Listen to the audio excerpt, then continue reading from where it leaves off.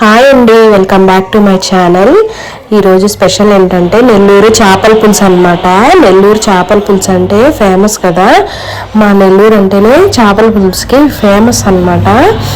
ఇవి కావాల్సినవి ఏంటంటే చింతపండు, మనకు కావాల్సినవి మెయిన్గా మామిడికాయ, టమోటా, ఎర్రగడ్డలు, ఇవన్నీ పచ్చిమిర్చి, ఇవన్నీ ఇంగ్రీడియంట్స్ అన్నీ నేను చెప్పున్నాను ఆల్రెడీ. మీరు చూసుకోండి ఏమేమి కావాలి ఏంటి అనేది.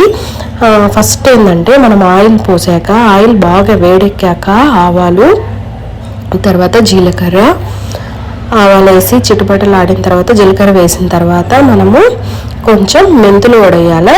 మెంతులు మెయిన్ అండి దీనికి. మెంతులు ఎందుకంటే బాగా మంచి ఫ్లేవర్ వస్తుంది అనమాట చేపల పులుసుకి మెంతులు వేస్తే.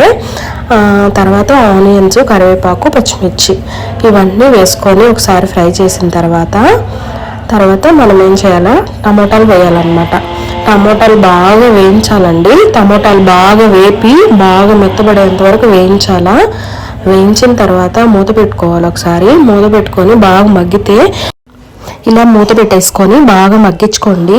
ఎక్కువసేపు మగ్గబెట్టుకోవాలన్నమాట. బాగా ముక్క మెత్తబడేంత వరకు మనం ఇలాగా మూత పెట్టుకొని కలబెడుతూ ఉండాలన్నమాట. అప్పుడప్పుడు మూత తీసుకొని ఇలా కలబెడుతూ ఉండాలా, ఎందుకంటే టమోటా బాగా మగ్గుతుంది కాబట్టి మనం మూత పెట్టుకోవాలా. ఇలా అడుగంటకుండా ఒక్కొక్కసారి గెంటుతో కలుపుతూ ఉండాలన్నమాట. ఎందుకంటే నేను పదే ఇట్లాగా చేశాను, అడుగంటదన్నమాట మనం అలా కలబెడుతూ ఉంటే. ఈ చేపల పులుసుకి మెయిన్గా ఏంటంటే అండి, చేపల పులుసు ఒక పౌడర్ ఉంటుంది, అది వేస్తేనే రుచి బాగా వస్తుంది అనమాట. తర్వాత మనం చింతపండు గుజ్జు ఉంటుంది కదా, అది చిక్కగా కలుపుకోవాలా, మరీ పల్చగా కలుపుకోకూడదు. ఎందుకంటే పల్చగా అయిపోతే టేస్ట్ ఉండదన్నమాట. ఉడకడానికి కూడా చాలా ఎక్కువ టైం పడుతుంది. ఇలాగా మనము ఆ గుజ్జును పోసేసాక పసుపు కారం ఈ రెండు బాగా వేసుకోవాలన్నమాట. కారం ఎక్కువ పడుతుంది చేపల పులుసుకి, ఎందుకంటే బాగా టేస్ట్ రావాలి కదా, అందుకోసం మనం కారం ఎక్కువ వేసుకోవాలి. అందులో నీచు వాసన కూడా ఉండదు.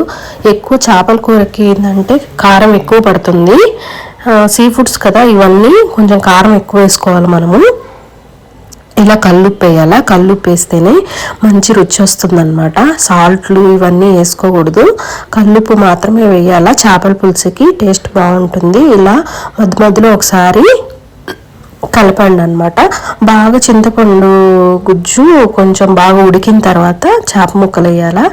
చేప ముక్కలు వేసిన తర్వాత మనం అండ్ ఫైనల్గా ఈ పొడి వేసుకోండి. ఇది చేపల పొడి అండి, ఇది వేస్తేనే చేపల కూరకి రుచి ఉంటుందన్నమాట. ఈ పొడి ఎలా చేసుకోవాలో నేను చూపించబోతున్నాను ఇప్పుడు. చూడండి, ఇలా కలిపెట్టుకోండి, ఇలా తిప్పండి. గంట పెట్టి మాత్రం తిప్పొద్దండి. దీనికి ఏమేమి కావాలి అంటే మిరియాలు, ధనియాలు, జీలకర్ర, మెంతులు మెయిన్ అండి. ఇవన్నీ లైట్గా ఫ్రై చేసుకొని పొడి చేసుకోవాలా. అంతే అండి, ఎంతో సింపుల్ అయిన చేపల కూర రెడీ అన్నమాట. చూడండి, రసము, అన్నము, చేపల ఫ్రై, చేపల పులుసు.